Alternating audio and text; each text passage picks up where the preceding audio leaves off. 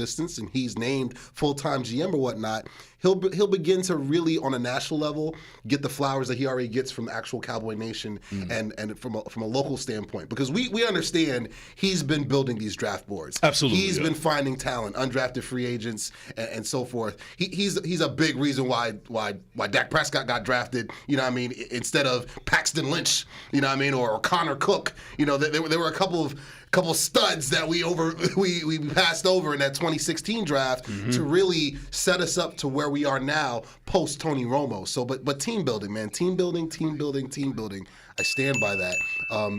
He's a big reason why we're in the situation that we're in, and I'm excited for us moving forward. And you don't draft a CeeDee Lamb, a Trey Diggs, a Micah Parsons. That doesn't come just a Tyler Smith at guard who's playing well. You don't draft that kind of Jake Ferguson. I can just keep going. You don't draft this kind of premier talent unless you understand rosters, you understand the evaluation process. It just doesn't happen overnight because a lot of teams are struggling with team building. Yes. A lot are, and the Giants are a prime example of what happens when your team building is flawed. You don't have a plan. You're kind of just throwing darts in the dark, hoping to hit. And when you draft Daniel Jones in the top 10 of any draft, it's funny because I remember when Giant fans wanted Josh Allen, not the quarterback for the Bills, but the linebacker from Jacksonville. Everybody was saying, "Come on, Josh Allen, we need Josh Allen," because the Jets should have gotten him. We would have got a stellar edge rusher for that. He's playing well for Jacksonville. He's been a solid draft pick. It's just that the two things: he's playing in Jacksonville, and two, there's already I won't use the G word, but another G word type player in Josh Allen already in Buffalo. But that's the only reason. But he's a heck of a player, absolutely. Now, I know this isn't necessarily in the notes, but I did want to bring it up to you because I did hear it on the Michael K show. Shout out to Michael K, Don LeGreca, Peter Rosenberg. See ya! See ya! Yep. So there's been some reports out there that, and it's been a lot of them that this could potentially be Bill Belichick's last year in New England. Yeah, I'm hearing that too. There's a couple of teams that come off at the top of the front of the head of everybody, analysts and experts and all these radio personalities and media people. They're saying that the three possibilities are the Chargers, because they're going to get rid of Brandon Staley at the end of this year. I mean, they're wasting a great quarterback, a great roster. Yes, a great roster. We've talked about Cam that. Akers, all of them. Yeah, Khalil Mack, Joey Bosa, Derwin James, Keenan Allen, Austin Eckler. We could keep going. Yeah. Their roster is ridiculous. They'd be a top 2 seed if they were in the NFC. That's like getting groceries at Whole Foods and you getting Chef Boyardee to cook it for you. Yep. That's exactly what's going on in Los Angeles. Yep. Yeah. So you got the Chargers, and then you got the Dallas Cowboys. And then also there's the Washington Commanders, which I don't know if that's something that's really a sexy destination to go to. Yep. But if I were Bill, and I was indeed leaving New England, and I know that Mike McCarthy hasn't necessarily been getting the job done, even though he keeps you guys in the conversation, but you can't just seem to get over that hump. Why not have Bill Belichick as a consideration? Because Bill Parcells has told Belichick before, working for Jerry is amazing. You're going to love the guy. He lets you do whatever he wants. Now, here's also the other caveat. One of the reasons why New England has failed is because I still think that Bill Belichick is a good head coach, but as a GM, he's very questionable because drafting Mac Jones and then all these other moves that he's made for the roster that's actually put them in the position that they're in right now, it's starting to bite back at them now. Yeah. So if the Dallas Cowboys want to get rid of Mike McCarthy, like, thank you for your time, we appreciate everything you did, and so on and so forth. You already have a legit quarterback in Dak Prescott, so you don't have to worry about drafting another one. But you could, if you want to, do the Jimmy Garoppolo approach, where eventually you develop and so on and so forth. And I think Bill Belichick could develop, and he would hire the right staff, even though it's questionable he has him in New England right now. But he would just be a coach. He wouldn't be the GM. You still got Will McClay and everybody else that's making the decisions in Dallas, and then you just tell Bill to coach. And from that defense that's already stout, just imagine how much more stout it will be by Bill Belichick's expertise. Well, yeah, I mean, it's for a number of reasons. Like, I don't. Currently as constructed, it doesn't really make sense, and here's why: because Dan Quinn is a coach in waiting. that's kind of the wild card that kind of throws everything off. I mean, and the guys love Dan Quinn. They do. The guys on defense They love definitely him. play for him. They play hard for him. The guys on offense love him too, because what something that I know we didn't do during the Jason Garrett clown era is they do kind of like cross evaluation. So the defensive coaches and scouts, they talk to the offensive coaches and scouts midweek about, okay, this is why these plays aren't working, because against these coverages, this is what you should be doing or whatnot. And vice versa, the offensive coaches are just like, yeah, this is why you guys are getting gashed. You should probably switch up this. And you see the proof is in the pudding on the field, especially during this win streak. Like, everything really is beginning to click on like a high level, because again, I think that self-scouting, I think that's what it's called. So you have that going on. The thing with McCarthy that I'm just loving is, number one, he wins late into the season. I mentioned this last week, actually.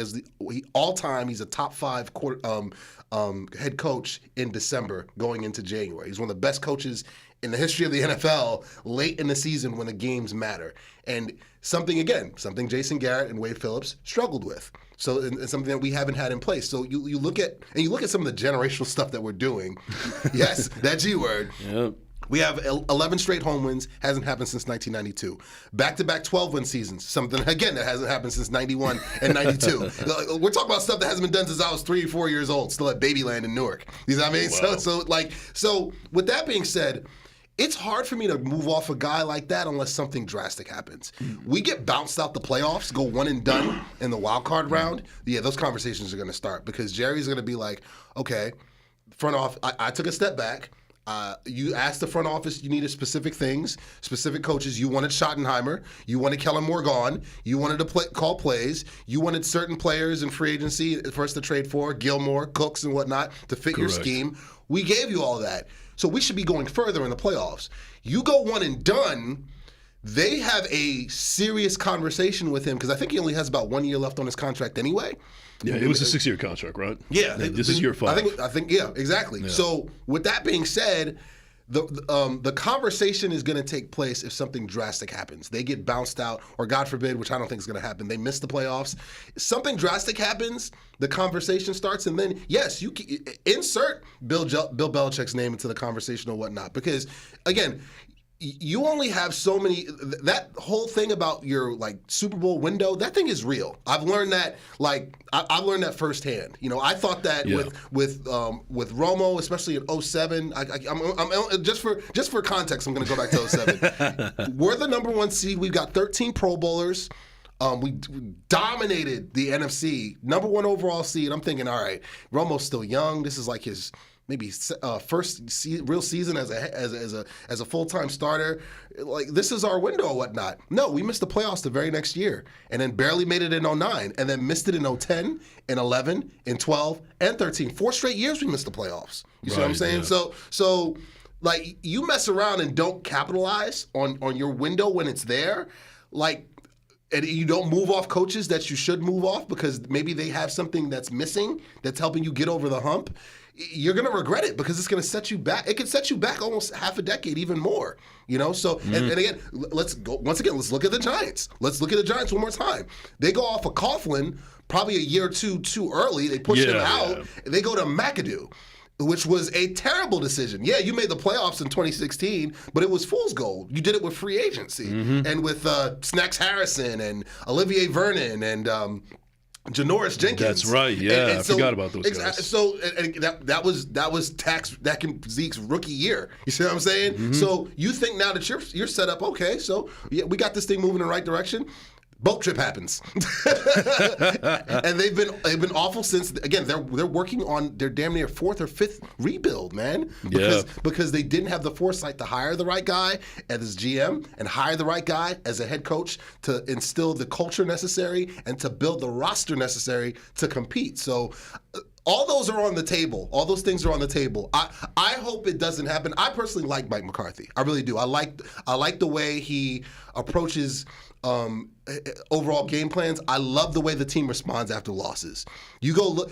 I think our longest losing streak is maybe 2 games under him, maybe 3, if that, during his whole tenure. And you look at some of the games we've had after a loss. It's been blowouts. He hasn't even played in the fourth quarter in a number of games against WAC 100 and the Patriots. He didn't play in the fourth quarter. Against the Rams, he didn't play in the fourth quarter. Against the Giants, in both of those blowout games, he didn't play in the fourth quarter. Against you guys, the Jets, he didn't play in the fourth quarter. No, he didn't. We've seen more Cooper Rush than we thought, but it's in blowouts. It's in 30-plus game leads or whatnot. So with that being said, again, his big test is coming in the playoffs, man. It's coming in the playoffs. That's when he's going to have to put up or shut up. They got to make a run this year. If they don't make a run, the Bill Belichick talks, they're not going to go away. And the Dan Quinn talks, they're not going to go away either. Yeah. Like the video, subscribe to the channel, check out in the chat. Yeah, sorry to take your words. Go for it. This is for the community, man. Exactly. So, but here's the thing that my worry about that, and we'll get to the Jets in a little bit, but my worry is that as good as I'd like Dak Prescott as a quarterback, I don't know if he's exactly reached elite level because of the setbacks with coaching and so on and so forth, but he's definitely a guy that I would take over any quarterback that I've had in the last 10 years. Bill Belichick loves him, by the way. Yes. Loves him. So, and you're getting to my point also. So, at the end of the day, nobody is getting younger. That's just the way that human life works, And Dak Prescott is still relatively young and everything, but as much as you say that Super Bowl window is still open and is still there, the window to Dak Prescott could be closing slower and slower, but it's still closing. And due to the fact that he's had an injury, history, the broken ankle, and there's been moments where he hasn't been able to stay healthy. And luckily, you guys have been able to answer back with your backups and the rest of your team, specifically the defense. Yeah, true. But I feel like you're not gonna. How long have you guys had Prescott for now? His rookie year was 2016, so this is going into his 8th year, I believe. Okay, so I do believe that he's going to be a lifelong Cowboy. Oh yeah, but you guys got to get that. Otherwise, you guys going to turn into another Matt Ryan. Or another Phillip Rivers. When you mentioned that a few episodes ago, I was triggered. But it was absolutely spot on. You're talking about a guy who Phillip Rivers is going to be a Hall of Famer. He's got all the stats. He's got all the numbers. But you're talking about a guy that reached the AFC Championship game, I believe, once or twice, and he was injured. He played with a torn ACL in one of them against the Patriots, no less. Crazy. LaDainian Tomlinson was still on that team. Gates was still on that team. Yeah. I think he was also playing with a torn ACL. But in that same game, I remember it was a couple years ago at Foxborough. But it's like, that's when football was football. Yeah. So it's like, no. What gives me hope is, I feel like Dak is just entering his prime now. I believe in your early 30s is when you should be playing the best football of your career. You should not really be making rookie mistakes and being fooled by coverages and so forth and whatnot. Really, everyone wants to keep harping on the 49er game, and they blew the doors off the Cowboys. They did. They did. Absolutely It is what did. it is. I said it the very next week on here. It was a horror show. It's tough to watch. Aside from that game, can you tell me what game this year where you were just like, WAC 100, Dak Prescott showed up or whatnot? He played terrible. You can't really say that aside from that 49er game. You can't. And to take it a step further, in the last few years, the team that's given him problems has been the 49ers. I feel like with the scheme that they run, that was the wake up call, especially the offense needed, because they use more motion now. They get Brandon Cooks involved. The offense looks night and day after that game. It really does. And I believe that if we were to play them again, I don't guarantee wins. I'm never that guy. I'm not Joe Namath over here. I'm not your guy. What I'm saying is, I feel She's better. a little too lean for me. I feel He's a really good player. I'm sorry, continue. Go for it. I feel better about how we match up against them and how we would attack them, and understanding that, for the love of God, you got to get pressure on Purdy, because when it's him and the Avengers, it's tough to it's a tough pill to swallow. But then you watch the Vikings beat up on them, and you watch the Bengals beat up on them, and they beat up on the Jags just now. But I can't unsee the previous 3 games about how they looked or whatnot, and they understand they're not invincible. Right? They don't have DeMeco Ryans calling plays. They got Steve Wilkes, who again we mentioned Yes, before, we mentioned before, should be the head coach in Carolina. Who's a pretty he's how's that looking now for Frank Reich?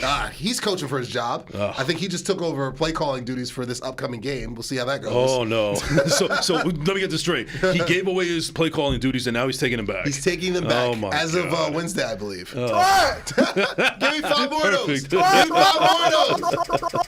And can I get a? You sure about that? Yo, Frank White. Sure about that? Frank White. You sure about that? That's why? You sure about that? Looking at you, sure buddy. about that's not why? So that's beautiful. I love I mean, so what I'm saying is, I've seen the good Dak. I've seen the playoff Dak. Who I cape for that guy.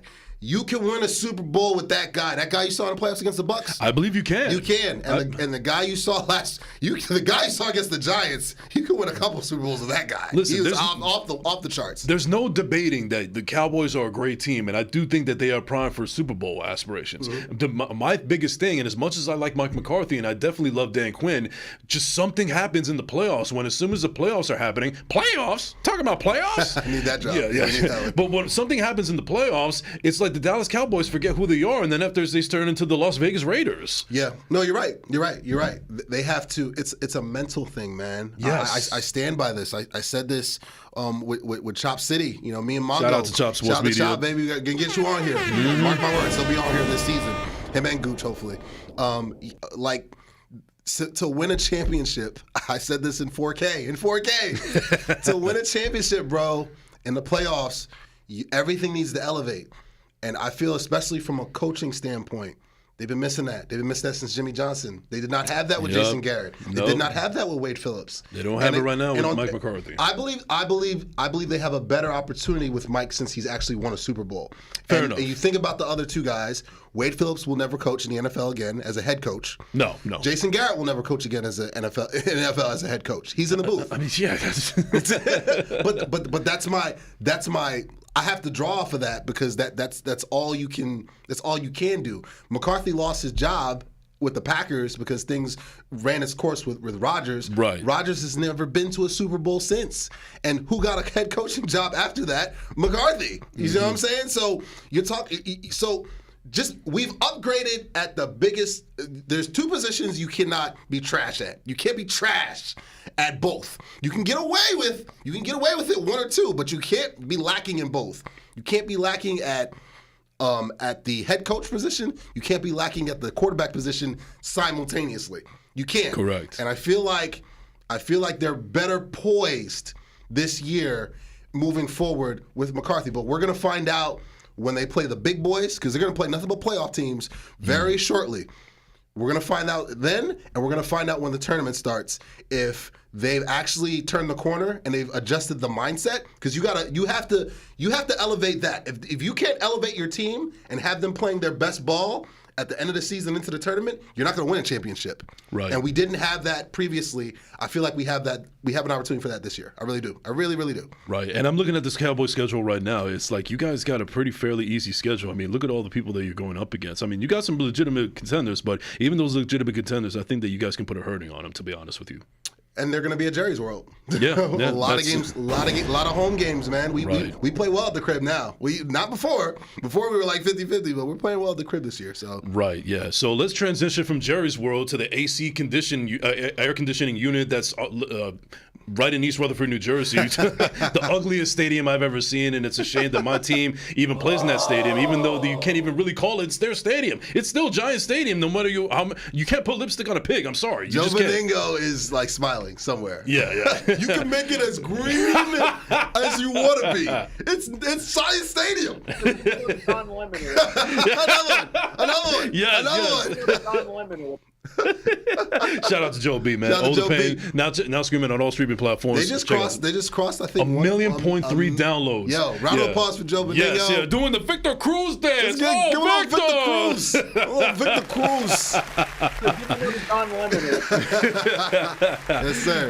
What a disaster! Which is exactly what the New York Jets are right now. And I don't know how to feel about this game coming up with the Bills, but let's focus on the blast game that just happened in Las Vegas. Yeah. Wow. I did not see that coming. I mean, I feel like I had a feeling, but I didn't. I don't know how to feel about this, man, because obviously you kind of called. Sorry to jump in, but you kind of called it. You said, "I know Zach Wilson's going to throw an interception." You said that. I always rewatch our previous episode like once or twice just to get like locked in, so we have our talking points ready for the following episode. And you said it. You called it. You were just like, "I know he's going to throw an interception. You can bank on that. I don't know when, but he's going to." And right on brand, in the most important, pivotal moment, he tosses a pick. I think it was in the red zone, or was going into the red zone. Going into the red zone. Oh my God! And I'm just like, bro, you can't make that throw. You can't. Not then. Not ever. But especially not then. Give me another one. Try it. I mean, I swear, I feel like this game was directed by Martin Scorsese because I've seen this movie before. That's why I knew I was confident that in the biggest spot possible there was going to be something of that ilk. And unfortunately, I was right. This is one of those things where I hate being right, especially when it comes to this Woe Begone franchise. And I don't even know why I root for them, but I've made worse decisions. But anyway, but like, it's just the thing right now. Also in Jetland is that you have not a lot of them, but you still have a good portion of Jets fans that are completely done with Robert Saleh now. Like I've heard Brandon Tierney, who is actually a future clown of the week. I don't have him this week, but I do have him in the future. And even though I am a fan of his, he does have some clownish takes, especially with the TV show, the radio show that he's doing now. But he actually said that if I own the Jets right now, I would fire Robert Saleh. And honestly, I don't think that Robert Saleh is the biggest problem here. I think he's part of the problem.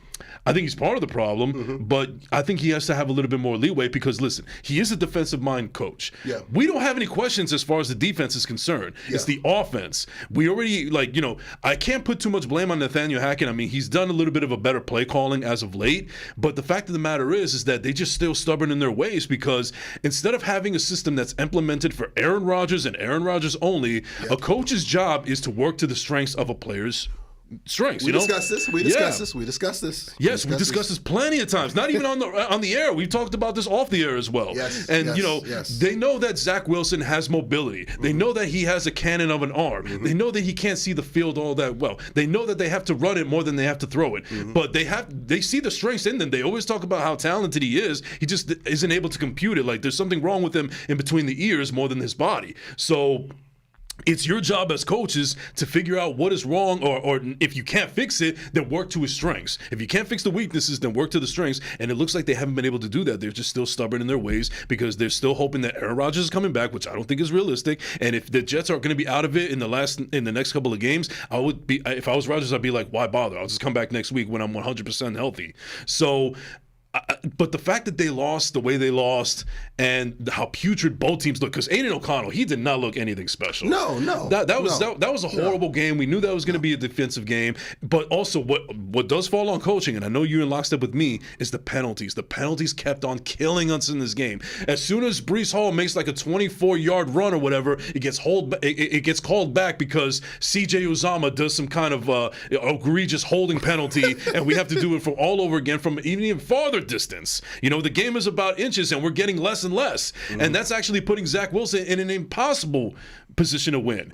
But, as much as I like to crap on Zach Wilson, he actually didn't play a bad game this one. He didn't. He actually looked, this is actually one of his better games. It's just unfortunate that some of his better games is when they result in a loss. Well, the penalties is on coaching. That's my point. And that's on Saleh. Yes. It is. And again, I'm a Saleh fan.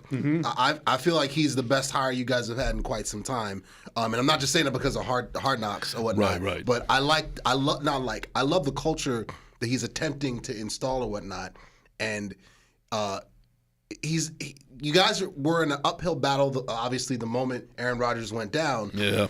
And a big reason why Zach Wilson struggles to see the field because, your scouting department as well as the development at BYU or lack thereof was not conducive to an NFL starting quarterback. No. It's like he was prepared to be a backup. That's the way. That's what I see. He plays like a backup. He sees the field like a backup. He acts like a backup. He. When I see him play, and I've watched way more Jets football than I intended to coming into the season. But I'm just, and that's without Aaron Rodgers. And that's without Aaron Rodgers. And I was gonna watch a ton anyway with him being. I was like, I got to see how this plays out. I want to see like what he's got.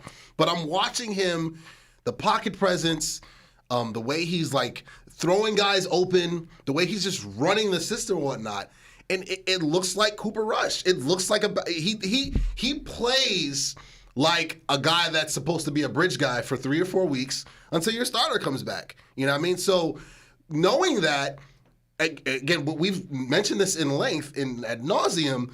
It is the job of your OC to scheme up as many easy throws for him as possible. Okay, what does he do well? What can we go off of that? Basically the opposite of what Kellen Less does. You see what I'm saying? He just calls plays. Yeah. Michael Lombardi said it. He calls him joystick for a reason. Yeah. He's just calling plays. Yeah. He's like, I got these 10 plays I saw Madden on YouTube, and I'm just going to call them. By the way, check out that. Happens. By the way, check out that episode of Michael Lombardi on the Ugo Boy podcast. Now streaming on all Spring Voice on YouTube. I actually did watch it. I did watch it recently, just to because I always enjoyed Lombardi. He always has the great things to say. He's very hilarious guy, hilarious. and I needed to revisit some of his Sopranos talk as well. So. Yes. But anyway, back to the Jets, though. So you're right. It is a coaching problem when it comes to the penalties. Yeah. And this is something that we had a problem with Todd Bowles. We had a problem with Adam Gase. Not so much with Rex Ryan, even though he did have a lot of penalized, seasons. Yeah. But this is clearly a coaching problem. And there was also a play in there that I didn't get to watch this game, and luckily I didn't because it was just a horror show anyway. But there was a play where Tyler Conklin actually caught a fantastic ball, but they ate up 10 seconds of clock when Saleh should have actually called a timeout. Yeah. Now, Saleh, to Saleh's defense, he did say that he was trying to get the referee's attention, and they just weren't paying attention to him, and he basically had to throw his headset in order for them to actually notice that he did throw a timeout, which is actually another conspiracy theory that we could talk about with the referees, but don't get me started on that. But the fact of the matter is, 10 seconds of football game time is an eternity. It is. Yeah, it is. We have seen football games, so many football games, whether it was professional or college or what have you, that have been won within a matter of 5 seconds or less. Yeah. And it changes the outcome. So that's very prevalent, and that goes back to coaching because you got to be smart. You got to do something. I don't care if you have to run butt naked on the field just to call a timeout. You have to do something to get the refs' attention, even if it's a conspiracy theory that they're not trying to, they're trying to give this game to Las Vegas or whatever. Yeah. I don't want to get into all that, but yeah, I would say that this game was clearly on the coach. It was definitely on Robert Saleh. Even though I'm a Saleh fan, he's not, he's not God or anything. He's not infallible. So this game was on him, and it also makes me, it really bugs me that they lost to Antonio Pierce, who, nothing against Antonio Pierce, but this is a rookie head coach in the middle of the season, interim. And he was not expecting to have Josh McDaniels fired mid-season and then have to be accountable for the entire locker room. Yeah. He's only had this job for 5 minutes. This is your third season as an NFL head coach. Yeah. And to lose to a neophyte at that's not a good look. I'm sorry. Yeah, I mean, plus you have to keep in mind that we said it was going to be a close game. Yeah. And in close, tight games, you have to lean on coaching. You have to, because that's the difference maker right there. All right, it's a one-score game.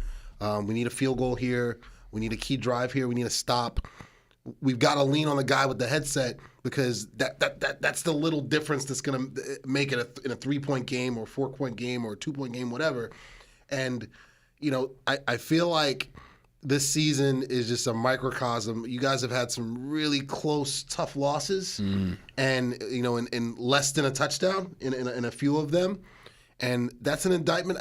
I hate to rag on him because I like Saleh. I do. Yeah, he's a very likable guy. Listen, even Joe Beningo, who's actually very good friends with Robert Saleh, he thinks he's a fantastic gentleman and everything. He likes him a lot. But he has to call it like it is because he is a Jet fan first. Yeah, you have to. And he even blamed that this game was on Saleh. Yeah, it was. And I think that, again, Rodgers is not coming back. He can this say season, no. He's not this year. He can say whatever he wants to. I don't even ayahuasca. want him to come back. Why? And plus, why would you want a compromised starting quarterback behind a compromised starting offensive line. It doesn't. It doesn't make sense. Like if I had backups, and it's not just you have backups. You guys have backups to the backups. Yes. With that. You number one, if you do miraculously come back from an Achilles, which again I tore my ACL in week 1. I'll be back week 12. It's the same. It's the same logic. It's the same logic. Like if you're going to be compromised from a mobility standpoint, why would you want to come back in front of that type of offensive line, unless somehow, some way, a playoff berth is on the line at the end of the season? Say it's week 16 or week 17. You guys have a win-and-in scenario or whatnot. And he's just like, you know what? They haven't been to the playoffs, since the Nixon administration. Let me just pony up, put as much freaking cortisone as humanly possible, and then I'll just be stationary back there. We'll run it 50 times, and I'll throw it here and there on dump-offs. But unless that's a situation where it's like a win-and-in, just doesn't make sense for him to go be back out there. But I'm going to stand by this. I'm going to keep saying it.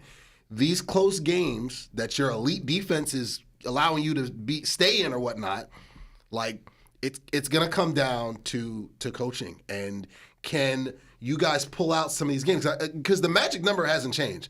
The magic number for you guys to get in as a wild card is still either 9 or 10. That's going to be enough. That will be enough because the AFC is so jam-packed with 5-5 and 4-6 and 4-5 teams that's going to be enough. That's going to be enough. But my question is, you guys have 4 wins right now, right? We have 4 wins. Yeah, we're 4-5. 4-5. Can you pull out 5 more games out of that schedule and get to that magic number? Because if you can, that your run game has to be better and your defense has to continue to beat people up. As long as that's in place, you guys got a shot. I mean, it's like what Salah said on the Michael Kay show. Now we have to go ahead and steal one. They have to steal one from a team that they're not expecting to win against. Mm-hmm. I'll give you a rundown right now. I'll give you the remaining schedule. So we got the Bills tomorrow at 4:00. That's a 4:00 game. Mm-hmm. I don't know if that should be a 4:00 game after all. Should be flexed. Yeah. You got the Dolphins on Black Friday here at the air conditioning unit at East Rutherford. You got the Falcons, which I think is a winnable game, but you never know because I thought that the ones against the Las Vegas was going to be a winnable game. Then you got the Texans, who, if you asked me before the season started, I would have said guaranteed. That's bet the money line on that. But now with the rise of C.J. Stroud and DeMeco Ryans is actually becoming a legitimate head coach, that's not so. It's not a guarantee. Yeah, there's no Joe Namath there. It's not locked there. Yeah. Then we got the Dolphins again at Miami. And that's going to be a tough game because they're going to play in their environment, in the heat, and so on and so forth. Then you got Christmas Eve against the Commanders. Oh my God, what a disaster! Yeah. Shout out to Joe B, we love you. And then finally, and then we got the Jets against the Browns at Cleveland on December 28th. That's a Thursday night game, and Deshaun Watson's out for the season. So, but that defense still scares the hell out of me. Defense is real. And then finally, which I think is a winnable game, but at the same time, we know how much Bill Belichick hates the Jets, and even when they're out of it, he still just likes to stick it to them just so they could, it's a boost to his ego. It's to be determined, but it's on January 7th, Sunday. They don't know the time yet. It's to be determined, but they're in New England. If you guys lose the Zappy, you don't deserve to go to the playoffs. No, I don't disagree with you there. Yeah, matter of fact, can we get a John Tortorella real quick? Because that's how I feel about my Jets right now. Sucked. Exactly. Yeah. So but interesting development though, because we just had the Thursday night game with the Bengals at the Ravens. Yeah. And 2 things I want to say.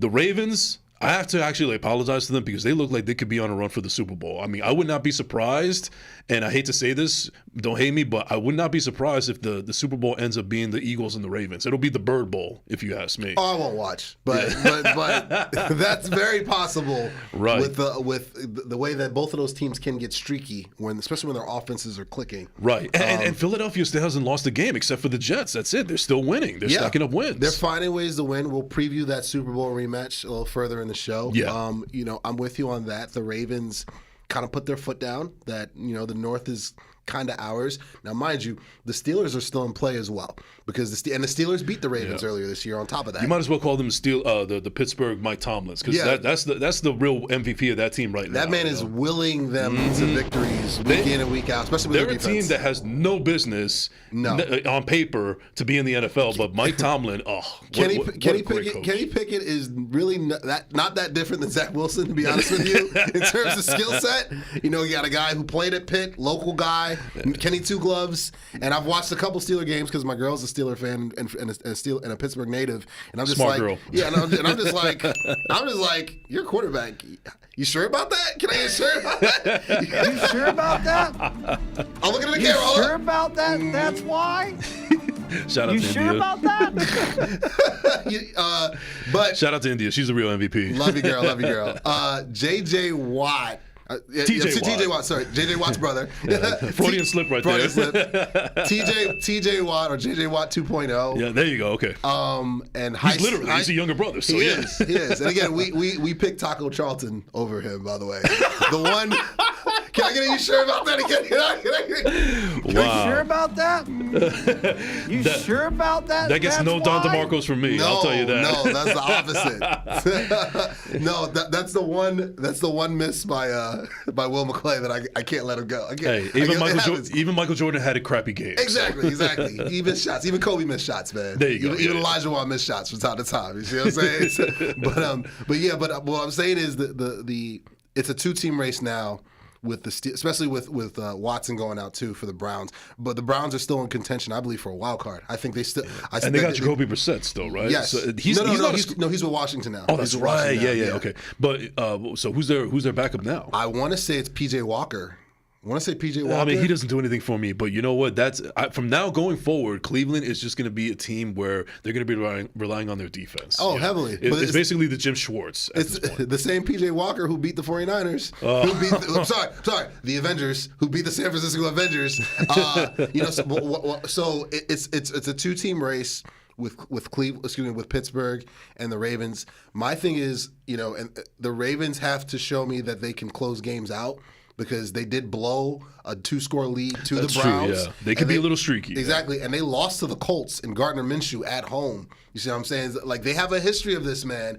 They get hot, and then they are a Lamar Jackson turned ankle away or Lamar Jackson sprained knee away from the Huntley show again and fighting for a wild card. So and their tight end is out for the year, and too. their tight end, Mark Andrews, is going to be out for – going into next year. It's a really significant injury. Yeah, and this late in the season? Yeah, because he got tackled the same way Tony Pollard got tackled in that playoff game against San Francisco. It was like a whip tackle. Tony who? TP, man. TP. His leg got caught underneath and, ankle and ligament damage, and it's a clean break. He's going to be out for a while. So, but the Ravens have to show me they can finish ball games, and they have to show me that Lamar can stay healthy. Because, there is talk that he's playing with something now that's like a phantom injury that he doesn't want to talk about anymore. But, bro, you miss a game or two out of nowhere, we're going to talk about it. Right. And as far as the Bengals season, it's over. It's right. Joe Burrow, one of the best quarterbacks in the league, he's out for the season with the torn wrist. It's draft time. It's draft time. They know it.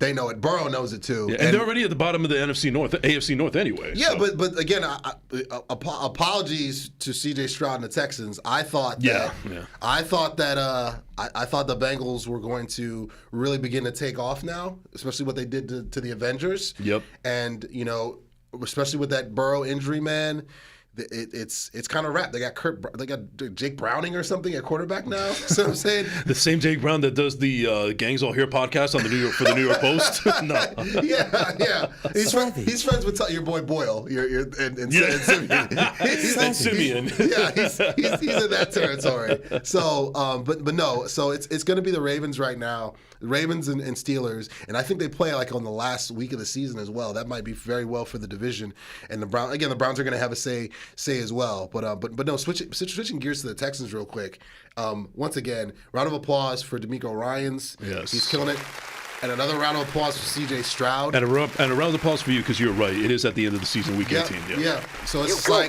So I watch football. Get diamonds in forever. Diamonds are forever. Shout out to Rick. But no, the Texans, they can mess around and win that AFC South this year. It's very possible. Plus, they beat the Jags already. You see what I'm saying? Head to head. Right. And D'Amico Ryans is building a physical, smart, tough Houston version of the 49ers. You know, and Stroud reminds me so much of that Rain guy, that Rain Dakota guy. He reminds me of him. Just they got the same. They're about the same height, same build. That was his comp by a lot of draft analysts coming into the draft of just his style of play, leadership, intangibles, tough. And he's everything that Ohio State quarterbacks have not been for years now. Cardell Jones, who was in the XFL last time I checked. Oh my God! Like I can start naming That's a them. throwback. Craig Krenzel, Braxton Miller. They converted him to a wide receiver when he came to the NFL. Paxton Lynch. Yeah. By the way, shout out to Ayo Deji Ojulajara. I think I'm pronouncing that correctly. Yeah, you are. Should the Giants draft a QB? Well, let me ask you this question with another question. Does a bear pee in the woods? Savage. That's two more savages. Two more. Savage. Deji, love you, dog. Love you, dog. I'll tackle that one. Go ahead. I need nothing more for me to say after that. I'll tackle that one like Micah Parsons. Savage. I'm just saying. So yeah, Deji, absolutely they should. I think your GM right now, like we mentioned earlier in the show, he's scouting the Drake Mays of the world from North Carolina and the Penix of the world from Washington, and of course Caleb Williams is in play because you guys are. You're in Caleb Williams territory in that top 3 range as well. You guys need to absolutely draft a quarterback. You can't get out of the Danny Penny's contract for maybe one more year. Yeah, they got it out after 1 year. It's a 4-year deal, but they can get out of it after 2. Which is smart. It wasn't smart that they should have tagged him. They wouldn't even be in this situation to begin with. Right. They should have tagged him and gave Saquon a short-term deal. Ben said that, but they didn't do that. And there's a good chance that Saquon, why would he want to come back next year and have to deal with that offensive line and deal with yet another rebuild? But he very might well be. He loves Jersey. He loves being a Giant. So that's to be determined. But yes, you guys need to draft. His dad wishes he was a Jet, but that's neither here nor there. He went to Penn State, as you know. I wish he was a Cowboy. Like I do. Like, but he's wearing the wrong blue. He's wearing the wrong blue. Yeah. Well, but yeah, you guys draft a quarterback. You guys you absolutely need to. It is a necessity because again, you're not like Olsen, Greg Olsen, he's Jersey kid. Yep, Jersey guy. He's kind of hit and miss on commentary. Kevin Burkhardt, love you. I love what he's doing at Fox, but he pointed it out perfectly. The Giants right now, they're not in the same weight class as the Eagles or Cowboys. They're just not. You know, I mean, you got Floyd Mayweather versus like freaking Rocky Balboa. Rocky, and we're talking like early Rocky, still punching meat Rocky. That guy. So, you also got. He said that he thinks that the Giants should draft Marvin Jones Jr. or Williams. See, here's why I disagree with that. By the way, I saw what you did there, Marv. That was beautiful. He's going to be marvelous in the NFL. He's marvelous at Ohio State right now. The only way you guys get him is if you guys kind of pull what the Texans did last year. They moved up and they had two picks in the top 5 out of nowhere, and they took Stroud and they took Will Anderson from Alabama back to back. You're going to have to move back up and trade, give away a one or a couple ones next year and a couple of picks this year as well to get back into that top 3 or top 5. I think you guys are going to finish probably somewhere between 2 to 4, honestly. And if Tyrod Taylor plays, you guys are going to finish in the mid-teens because he's going to win you guys a bunch of games against some bad teams and screw things up. You guys want Danny DeVito Jr. to play the rest of the season. That's what you guys want. That's what you guys need right now. Because if Tyrod Taylor comes back, you guys are going to win games you have no business winning. If you're going to tank the right way, get yourself the best draft pick possible, get a quarterback. Forget about Marvin Harrison Jr. Like this is actually a pretty loaded wide receiver class as well because he's honestly probably going to go to the Cardinals or the Bears. Yeah. You know what I mean? Because I see it's over for Justin Fields. Yeah. I see the Bears getting Caleb and Marvin Harrison back to back. I really do. They're that bad. They have the Panthers pick, by the way. Yes, on top they of that, do. Yes, they and do. They've got their own. So They're going to be picking back to back Pretty at much. this point. And honestly, if the season continues the way that it's going now, there's a very strong possibility 1 and 2 are going to be the Bears. And if that's the case, they're going to take Caleb Williams and Marvin Harrison Jr. back to back. What about Drake May? You wouldn't take Drake May? He reminds me, he reminds me of your favorite one of your favorite quarterbacks, Sam Howell. He looks like a more athletic. Please, the Abercrombie and Fitch quarterback, the Hollister quarterback, playing in Washington and whatnot. He's got the same face and everything. So May looks athletic and he looks serviceable. I don't see the G word with him. I don't see. No. I don't. The only person I see the G word is with Caleb. Yeah, I would say that Drake May is more like a system quarterback. Like you have to have the right system for him in order for him to thrive. Right. He's not going to be a Joe Burrow. He's not going to be Patrick Mahomes. So he's not. He's definitely not the G word. No. But no, if he gets drafted in the right system, in the right team, then yeah, he could thrive. Like maybe in Minnesota. Yeah. Which actually is a nice segue that we can get into with Dobbs. Right. No, agreed. Like, but to put a button on this, draft a quarterback. Draft one in the top 5. You guys are going to finish probably, like I said, between 2 to 4. Draft a quarterback. You have to. And there's no quarterbacks coming out of the draft that look like Eli or Danny, so just take a chance. So anyway, So now let's get into Josh Dobbs, who continues to dazzle. He's setting the league on fire. The Cardinals. Actually, it's smart that the Cardinals traded him away because he'd be winning more games for him. Oh, absolutely. Now. And again, the Cardinals want the best pick possible. Kyler, you can't talk about Dobbs without talking about Kyler. Kyler comes back and they win a game. And but Dobbs, man, oh man. And I'm rooting for the guy too. I'm rooting for the guy too. It's a great story. Yeah. And due to the fact that this is what makes me even more angry also as far as the Jets fan is concerned. Okay, no problem. It just makes me angry too because you got Zach Wilson, who still hasn't been able to put a decent season together, and then you got Josh Dobbs, who goes into another team, doesn't expect to get traded. I can't believe the coach actually blindsided him with the fact that no, you're going to stay here in Arizona, this, that, and the third, and then afterwards they just go ahead and trade him and not without even any notice. He's trash fat. Jonathan Gannon's he's trash fat. That's deplorable as far as I'm concerned. Yeah. But then you go to Minnesota, you're not expecting to play. You don't even know the play calling. You don't even know the playbook front to back. Yeah. But you still are using your talents. You're figuring out a way. You are being a cerebral quarterback and doing the best you can, and you're putting your team in a great position to win. And I don't understand that why other quarterbacks, namely Whack Wilson, can't figure that out. Well, it still goes back to that C word, bro, coaching. The head coach over in Minnesota is Kevin O'Donnell. Yeah, he had a plan for Dobbs, which is why he told the GM, like, go get this guy. I think I can work with him. And I can do stuff very similar that I was doing with Kirk. And he's a little bit more athletic than Kirk as well. Well, actually, way more athletic than Kirk. Yeah, Kirk's sure, not mobile at all. No. So, he was not mobile. No, not at all. So it's like that's why he's out for the year. Exactly. His freaking Achilles popped on like a routine little juke there, or attempted juke. You know what I mean? So it's like, and I don't want to laugh at the guy's injury, but I don't either. But like, he's not athletic. He's not. No, you know what I mean? It is what it is. Yeah. So it's like, Dobbs. I think Dobbs is, knowing that he's played in so many different places, and he's a really smart guy. I told you he's got like a NASA degree in like aerospace or something like that, so he can pick up offensive playbooks relatively easily, which is a big plus for him, and continuing to get jobs, wherever a quarterback needy team needs them. It's big. So it's like, I think that I think he's going to continue to thrive as long as O'Donnell has a plan for him. Yeah.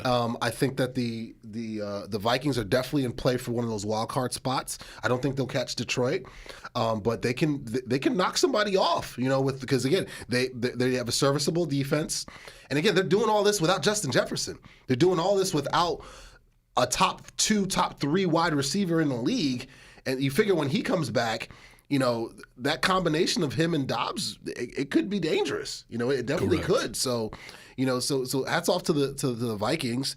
Dobbs is a real thing. He's playing some of the best football right now at the quarterback position. I agree. You can't disagree with that. You just no, can't. no. I'm locked up with you. Absolutely. Yeah. So, but going into Now we actually have Thanksgiving coming up, and you know that Thanksgiving is always about the Cowboys. It's always at Jerry's World. It's a destination. So we got the Panthers. Oh, no, that's next. That's tomorrow. Yeah, that's tomorrow. Right? No, because I was about to say, who would have wanted to that? We played you guys on Thanksgiving a couple years ago. I remember. Oh, yeah. I think Chad Pennington was quarterback. No. It'll be against the Commanders. No, so I mean, I got to give this. I got to give this to you. I mean, Robert Vera's all the way. He's out.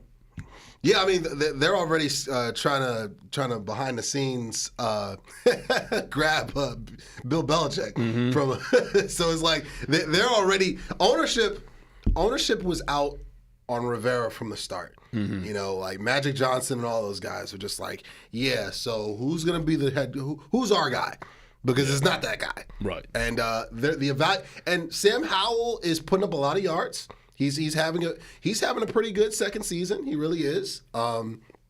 Against the top tier teams and whatnot, he's still going to struggle mightily because I don't think he's in him. I just don't.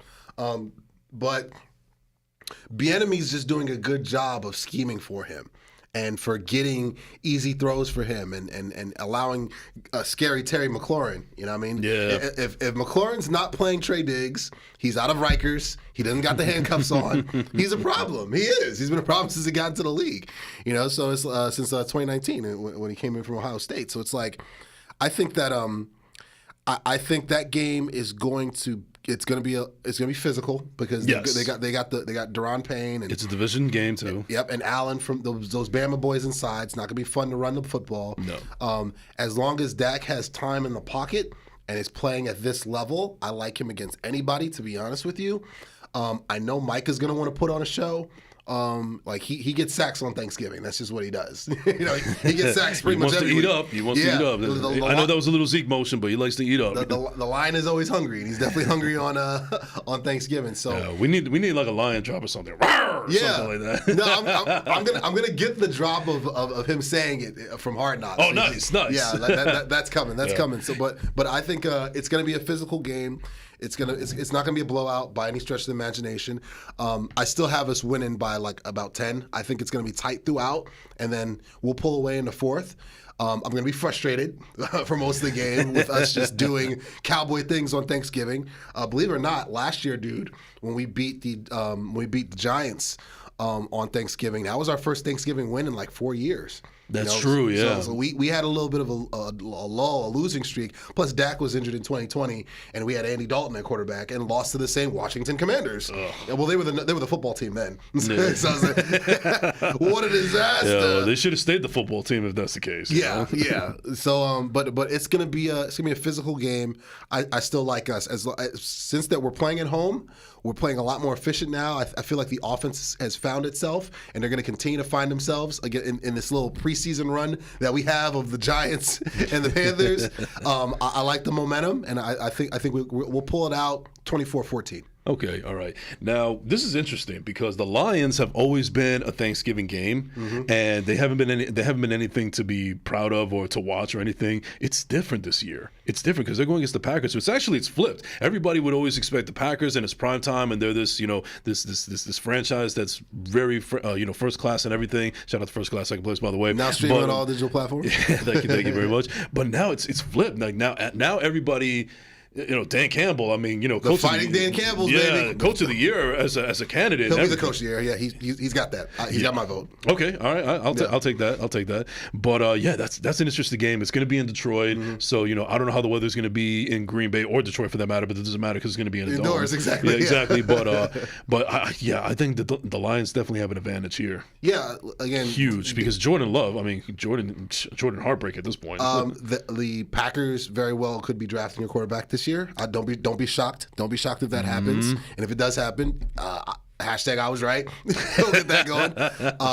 I think it's about that time for Keep That Same Energy. That's what I feel like. Oh, it's about okay, that time. Let's bring in that. Keep That Same Energy. Yes. Perfect segue. Yes, sir. Yes, Brought sir. to you by the Ugo Boy Podcast. Yes, this segment of Keep That Same Energy is brought to you by, of course, the Ugo Boy Podcast, now streaming on all digital platforms. New episodes on the way. Also by First Class Second Place Podcast. New episodes on the way, streaming on all digital platforms. We're filling in for the dings because Marv had to use the bathroom. but no. So we gotta keep that same energy. I said this 10 toes down coming into this season.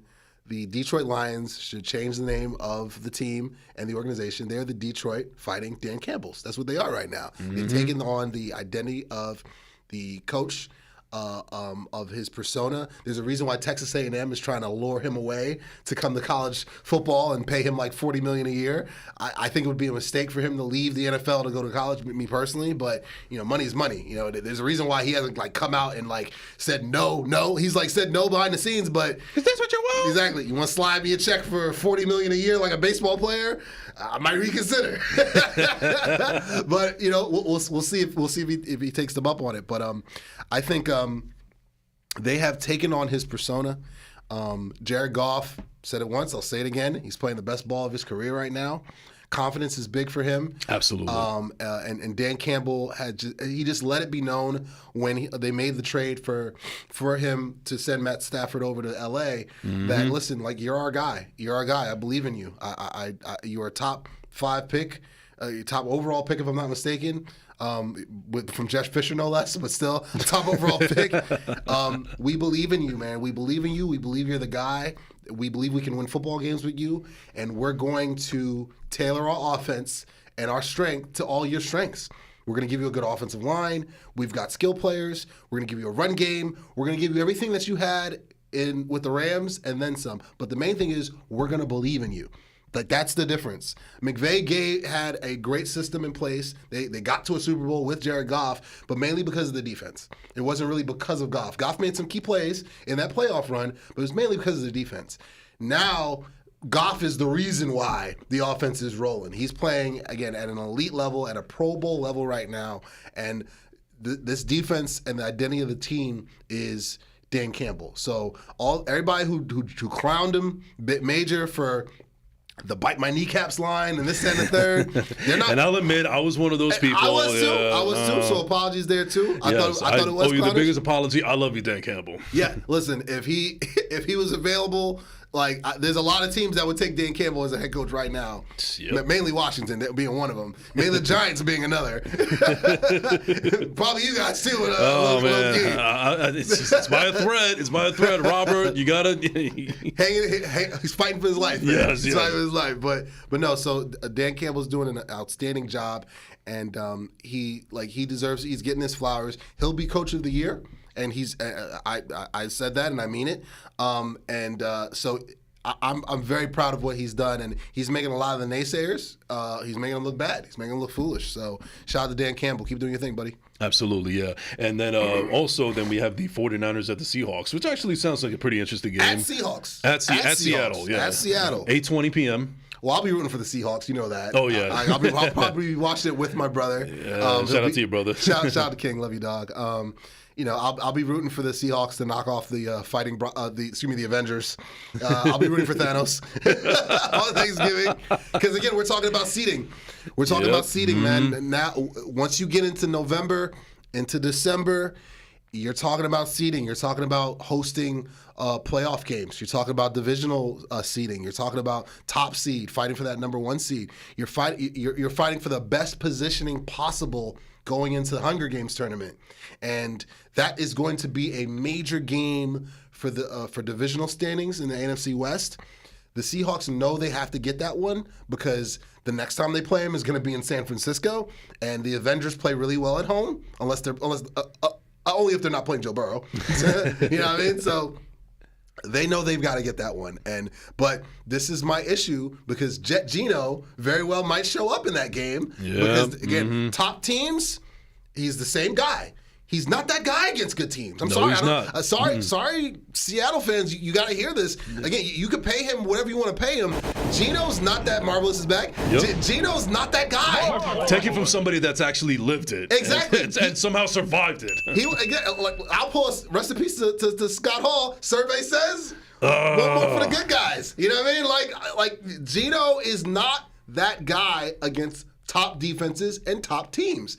And the 49ers are a top defense, and they're one of the top teams in the NFC. So, but he's at home with the 12thers for Thanksgiving. So the Seahawks got to get this one. If the Seahawks do not win, mark my words, if they do not win on Thanksgiving against the Avengers, the 49ers are going to take that NFC West. No doubt in my mind, because they're going to win the rematch in San Fran, and I trust Kyle Shanahan more than I trust Pete Carroll. Yeah. And it's crazy because Carroll's got a Super Bowl ring, and Shanahan. Yeah, but he's also responsible for playing the dumbest play in Super Bowl history as well. Exactly. That takes it down a couple of pegs. So he lost points with me years ago for that. Oh. You know, like eons ago. Yeah. So must win for Seattle. Must win. But I'm going to pick Seattle. I'm going to pick Seattle by 3. I think they win that one 20-17. Gino ponies up.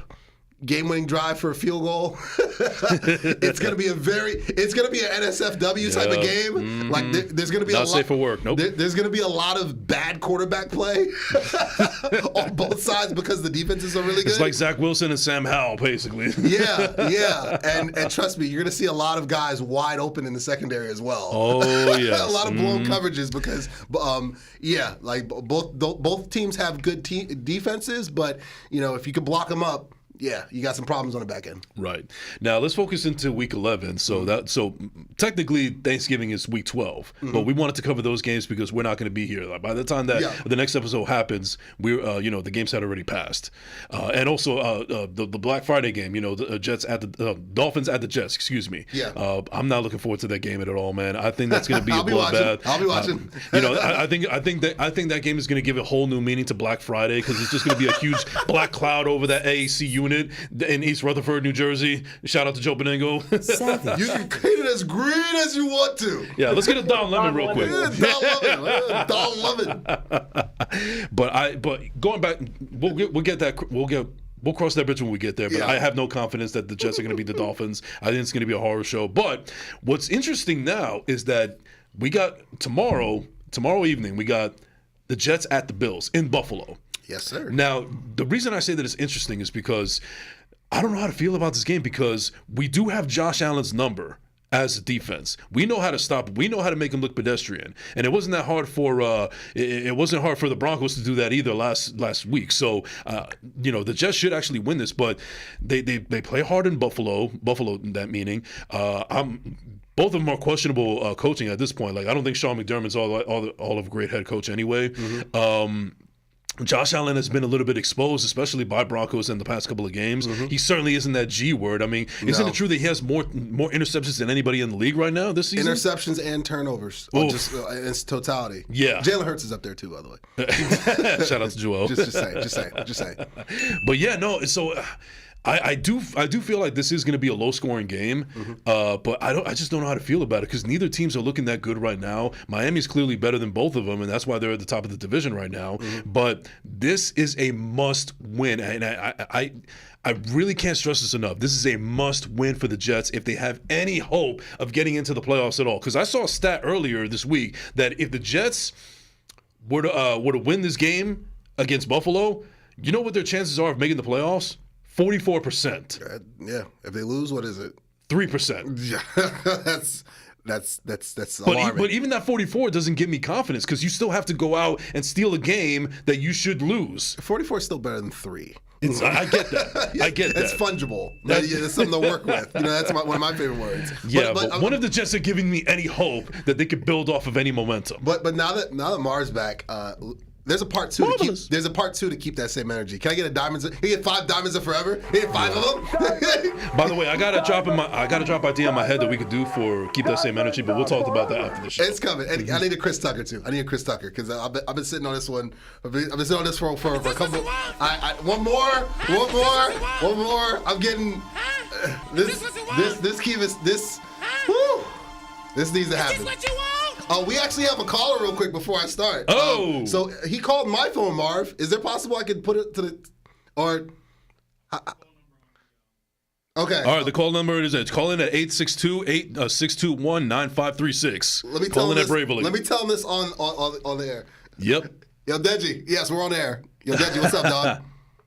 Yo. I'm gonna give you the number real quick. Like what? Jason, give him the number real quick. The number for everybody to call is 862-621-9536. That is 862-621-9536. It's also in the chat right now. Yeah, it's in the chat. Call that number. We're live. Okay, so we'll call that number. Okay. All right, got it. Yes. So yeah, shout out to Deji. Shout out to Deji, our first caller at Yo BTV Sports. Yes, sir. We're making moves now, baby. Yes, We're making moves. Yes, sir. But I was all hyped to get to go in on Josh Allen, but No, it's cool. yeah. This is a part 2 that keep that same energy. This is part 2. Keep that same energy until Deji calls, if he does call. But no. So that G word. Josh Allen has gotten that G word, and he's got a pass from national clown shows for months and years now. He's got the most turnovers of any quarterback actively playing right now, not just for this year, but since 2018, he's been a turnover machine. He's overrated for the longest. He's not. We got to pause it right there. Yeah, we got our first caller. Let's go to Deji, and where's he from? Deji's from he's in somewhere in South Jersey. I think Cherry Hill. All right, let's just Deji in South Jersey. Go ahead, Deji. Deji, what's up, my brother? What's going on, bro? What's up, dog? What's up, dog? You're live here on Yo BTV Sports, live from Bravery Studios in Garfield, New Jersey. You guys are amazing. You guys are too funny. Thanks, dog. Appreciate it. We were just about to continue to flame broil Josh Allen like a Whopper. But real quick, I got a question for you, but what's your question first? Since you're the first caller, what's your question for us? Well, I mean, I think the guys should go Marvin, but. Do you think they're gonna go with the wide receiver or just go for the QB? Oh, you're talking about the Giants. What you guys are gonna do in the first round? Giants. Well, in the first round. Well, again, I think you guys should. I'll pass it to Jason real quick, but I think you guys should, like I mentioned earlier in the show, I think you guys should go for the quarterback. I think you guys are going to finish somewhere in the number 2 to 5 pick in that range. That's it. And Tyrod Taylor comes back, you guys are going to finish better than that. Yeah. But I think you guys are going to finish between 2 and 5, and I think you guys are going to take a quarterback. You guys are going to either take May from North Carolina, Bo Nix from Oregon, or Penix from Washington. Although you guys don't draft black quarterbacks, I think it'll be either May, Savage, May or Bo Nix. That is savage. That's savage right there. That's savage right there. I think you guys are gonna take a quarterback. Savage. Yeah. Now, as far as I'll tell you what the Giants should do. Actually, they should draft a quarterback. They already announced that Daniel Jones will be back for next season. But at this point, I think it's going to be like a Kurt Warner situation where they drafted Eli, and then afterwards they had Kurt Warner as a starter, and then afterwards they went to Eli afterwards, even though they were 5-4. I don't think that's going to happen. But it is also going to leave enough time for Brian Daboll and the coaching staff to develop whoever they draft. And also, besides drafting a quarterback, you guys have to do something about that offensive line. I think that you guys should definitely look into free agency, even though that's a little bit of a tall task to order.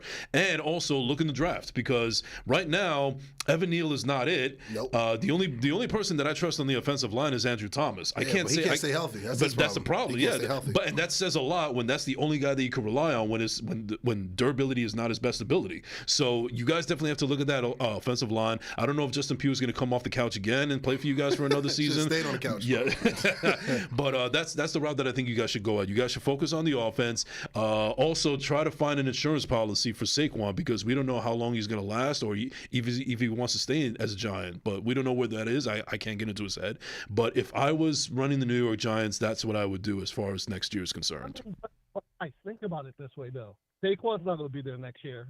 He's not going to be there. After what he said this week, he's not coming back. Saquon's out. Daniel Jones is going to be such a hard cap it to get away from, so he's going to start next season. So why draft a quarterback? Well, here's why you guys have to. Do you trust going further with Danny Dimes, Danny Pennies? That's the thing. Do you believe after what you've seen for how many years now he's been a starter? This is his 5th year. This is his 5th year, bro. Do you feel like Daniel Jones can consistently compete with Dak Prescott and Jalen Hurts for the next decade? I agree. He's not a top quarterback, but at the same time, that's a bad contract to get away from. Well, you guys, let me jump in real quick because we're gonna wrap with you real quick. But what I'll say this is, you guys can get out of this contract after next year. That is correct. After next year, it is a 4-year contract, but they can get out of it at 2. So that's why I got to give a lot of credit to Joe Shane, because he made it palpable for them to actually have an insurance policy, for lack of a better term, if it doesn't work out with Daniel Jones. And that goes to show that they didn't have a lot of confidence in him if they were actually have to put some intricacies into the contract. Yeah. So. But it wasn't even Joe Shane's fault, though. Mara is the reason why. I'm glad you mentioned that. We'll end with this point too. It doesn't matter what you guys do with who you guys. If you guys draft a quarterback, if you guys keep Daniel Pennies, it doesn't matter. Your owner still makes football decisions, and you know that that's a problem. You know that you guys cannot win with that being the case. It didn't work for the Raiders for the longest with Al Davis and his son, Mark Davis. Mark Davis. It didn't work with us, with the Cowboys for the longest, and it's a big reason why Jerry took a step back and allowed Will McClay and Stephen Jones to really do the draft and do free agency and whatnot. But Mara put the mandate that you guys sign Daniel Jones to a long-term deal. Mara put the mandate that you guys tag Saquon instead of giving him a short-term deal, which he earned from fighting with injuries and playing so hard for you guys for years. And Mara is the reason why you guys kept Gettleman longer than you should have. And Mara picked a lot of the coaches that you guys hired post Coughlin or whatnot. Your owner needs to stop making football decisions. And bro, until that happens, you guys are going to continue to get embarrassed every time you play the Eagles or the Cowboys or the best teams in the league. It's just facts, man. I'm sorry. Now, I also have a question for you. If you have a point, I'll let you make it. But then afterwards, I'll ask you the question. Do you have a point following up on that? I mean, I'm just saying. He's reminding me of Jerry Jones right now. So. All right.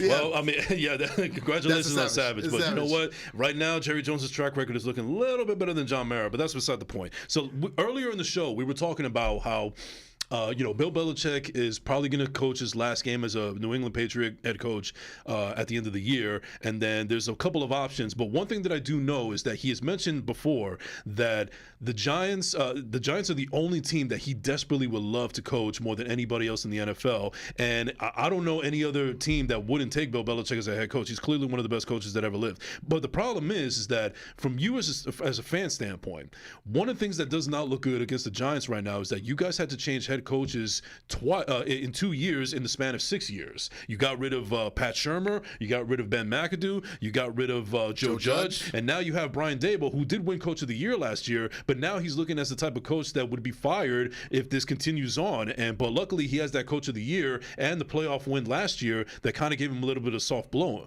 But at the same time, if there was an opportunity to get Bill Belichick, arguably the greatest head coach of all time in the NFL, would you take it, or do you not want to have another black eye in the organization where you have to get yet another head coach within the span of 2 years? I'm as much as I like him, I'm not taking him. He's old. He's old. He'd be 5 savages right there. Savage.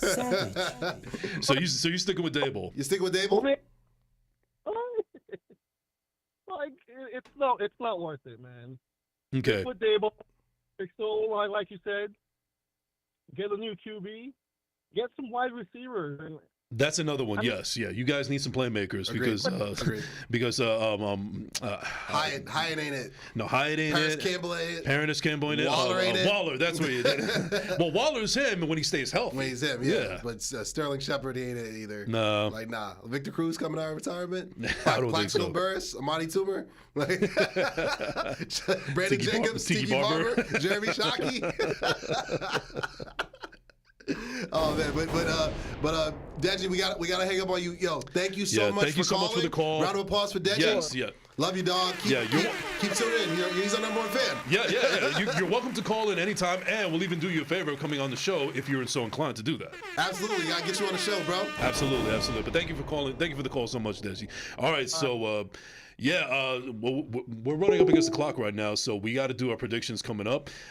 So I guess keep it with the Jets and the Bills right now, since this is a very interesting game. I don't know how to feel about it, so I'm going to need a little time to just stew on this. But what are your thoughts on the Jets and the Bills coming up tomorrow at 4:25 on CBS? Well, can I get the clown horn from myself real quick?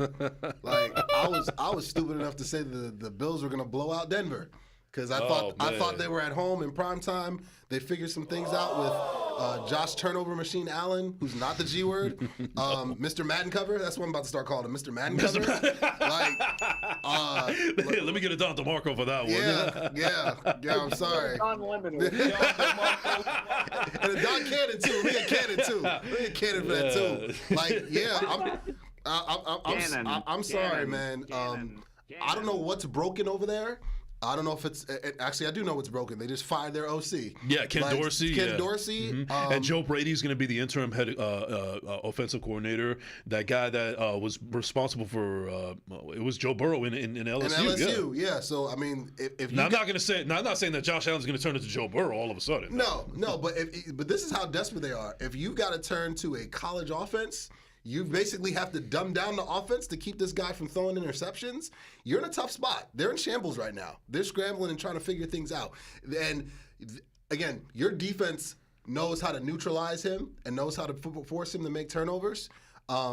Diggs is on his way out. I really believe that. They missed the playoffs. Don't be because Diggs did this with Minnesota. I would not be surprised if he goes to Dallas either to join his brother. Listen, I would trade. It's going to be Quinnen and Quincy all over again. I would trade Michael Gallup and some picks right now to make it happen. Give me a Diamonds of Forever for that, man. Give me a Diamonds of Forever for that. Did you even know that Joe Brady was also a graduate assistant at Penn State?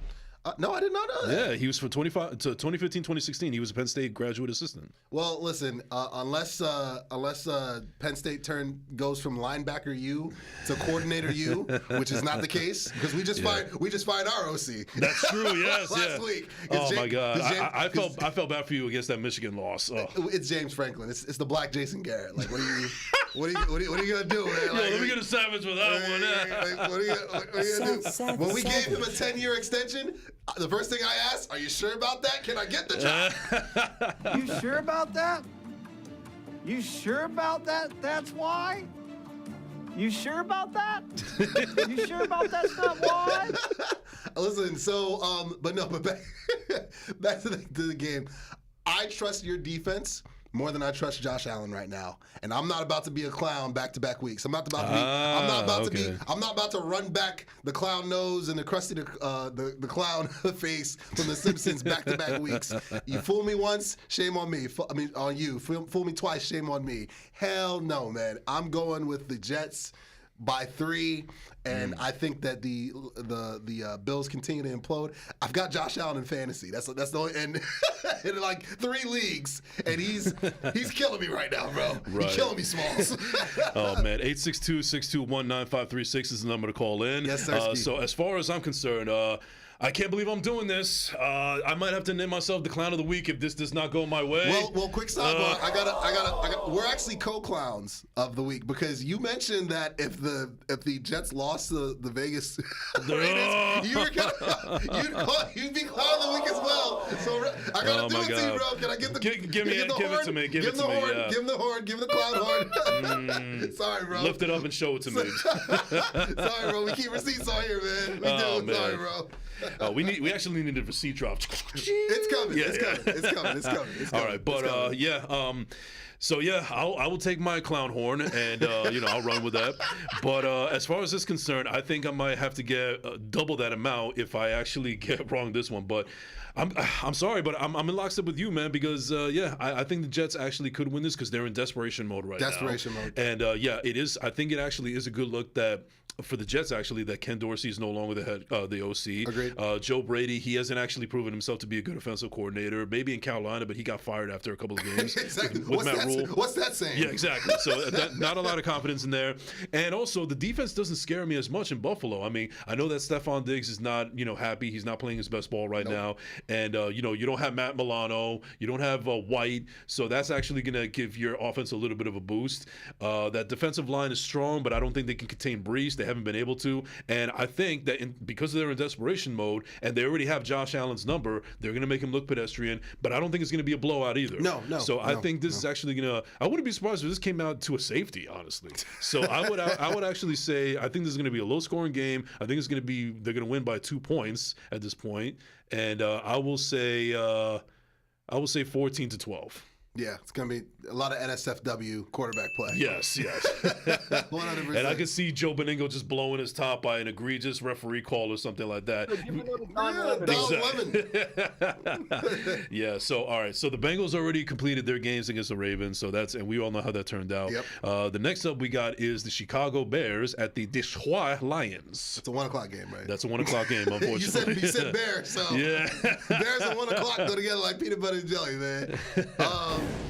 Yeah, give me the team that's not the Bears. Yeah, yeah. I'm gonna go for the Lions. Yeah, that's what I'm going for. Yes. Yeah. I see blowout written all over. I think it's at Detroit, right? At Detroit. Oh, yeah. I think this is gonna be the Bears are gonna feel what the economy of Detroit is like internally. So I think that's too savage. Yeah, right that's savage right there. That's straight Marion Barry right there, written all over it.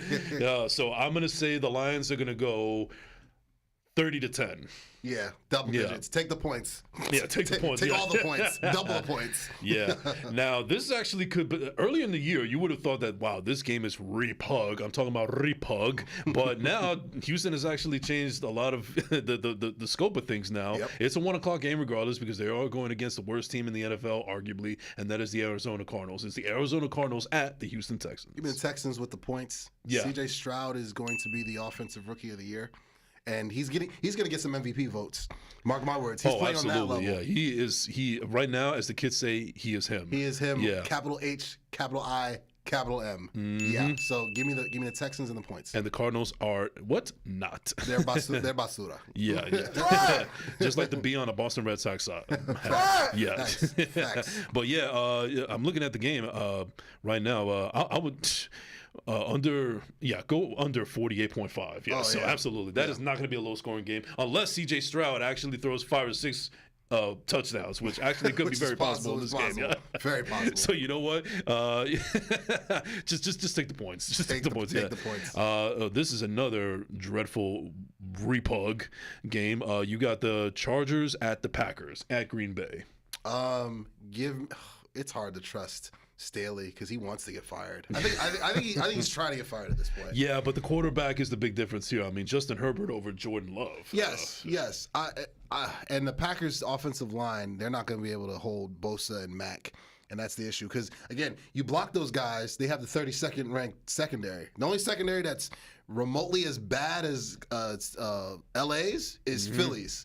Honestly, like statistically, like the Phillies got the 29th ranked secondary, the Chargers got the 32nd. They're in the same ballpark. You know what I mean? So, give me Herbert over Love. There's no love over there. No. Ain't no love in the city. So shout out to Jay-Z. Shout out to Jig Man. Give me the Chargers. Go Chargers. We gotta get that drop. Is that your father? No, that's Arnold Schwarzenegger. Remember? Oh, that's true. He's the governor. Yeah. I'm sorry. I heard a little Nigerian in there. I'm sorry. You belong to me. You're not gonna have your mommy stand behind you anymore. Have your little cushions. No more complaining. No more Mr. Kimball have to go to the bathroom. Nothing. There's no bathroom. There's no bathroom. Shout out to Kindergarten Cop. Yeah, shout out to Marv, man. He's on his A game today. Marvelous. On his A game today. Even when he took a little bathroom break, he's still on his A game today. Yeah. Goated. Yeah, shout out to Bravery Studios. You already know, baby. Goated. Yep. So now we got your boys. You got We Them Boys up against the Not Boys, which is the Panthers. At this point, it's like, yeah, that's what the Carolina Panthers are right now. Nate Newton called them the kittens early this week. That was a savage. That was a savage for Nate Newton. He's been a savage since he was the NFL player for the Cowboys. He's been a savage. But no, listen. J.C. Horn isn't playing. C.J. Henderson isn't playing. That's their top two corners. Yep. So what the hell do you think CeeDee Lamb's about to do? He's about to have an MVP game. Like, if you've got CeeDee Lamb in fantasy, and I do. Oh, snap. Start him in every league at times 10. Mike is going to go. Give me the Cowboys with the points. And due to the fact that Frank Reich is resuming play calling duties, I have so much more confidence He said resuming in Dallas. as if like. Like, if anybody needs to, those divorce papers are being typed as we speak. He very well might be one and done. But then again, he shouldn't be the coach there anyway. We've already covered that. But give me them boys. Where's the start? Give me them boys. Hold up, we them boys. Give me another. And you might not like it. Give me a might not like it. Whether you like it or don't like it, learn to love it because it is the best thing going. Give me the Cowboys. I'm taking the Cowboys also. I'm saying 24-3. I give the Kittens no shot in this game. Give me the points. Give me the points. Yeah. And if I'm wrong, I will gladly be the clown of the week. I'll come dressed as Heath Ledger if we freaking lose this game, bro. Yeah. By the way, Chris Abalo, I might need your wardrobe from last. Yeah, we gotta get at least a blazer. At least a blazer, or at least a clown. I will come in with the green hair. I might get the mask that Heath Ledger had at the beginning of the movie. Yes. I think that might be the Joker mask that we got to get for the clown of the week moving forward. I'm gonna see if I can. I'm gonna look it up on Amazon. I'll see if I can get that by next week. Yeah, that needs to happen. That needs to happen. What do you plan to do? Kill the Panthers with no survivors. With no survivors. Yeah, there you go. Now we got the Giants, or the Smurfs at this point, against the Washington Redskins football team Commanders. Gotta say the whole thing like a child. Quest. As a savage. I see what you did. That's savage. The game's in Washington, if I'm not mistaken. In Washington, in our nation's capital. The Giants, the only team in the division that they have beaten consistently has been the Washington Commanders. Is Devito playing, or is Tyrod healthy? Oh, that's a good question. That is a good question. Because if Tyrod's playing, give me the Giants and the points. Just sad. If Devito's playing, give me Washington. All right. Well, Andrew Thomas is questionable. Jackson is out. Neal is out with an ankle. Devito's playing. Devito's playing? Yeah, give me Washington. Give me Washington. Yeah, at FedEx Field. It's going to be a disaster like Castaway. Oh, what a disaster. Like Castaway. Wilson. Yeah. Oh, now this looks like a potential bloodbath right here. We got the Las Vegas Raiders at the Miami Dolphins in Miami.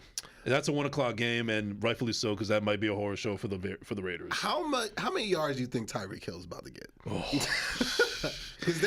The real question is, how many yards is he not about to get? Exactly. They got unless Nnamdi Asomugha is coming out of retirement. They got nobody that's covering that guy. No. So, and even if Nnamdi was playing, he's not covering. Matter of fact, if you got CeeDee Lamb and you got Tyreek Hill in your fantasies, play them both. Play them both? Yep. Play them both. Boost up the ratings like it's Madden. Give me the Dolphins. Give me the Dolphins for sure. And the points. Yeah, for sure. The Dolphins a point. I'm gonna say Dolphins 28-10. Yeah. Something like that. Yeah, something like that. That sounds about right. I mean, I can't believe they put up 17 on the Jets, but that's neither here nor there anymore. So now we have an interesting game. We have the AFC North battle of the Pittsburgh Steelers against the Cleveland Browns. The game's in Pittsburgh? It's in Cleveland. It's in Cleveland. Mm-hmm. Okay. Oh, yeah, they played the Monday Nighter in Pittsburgh. That's true, yes.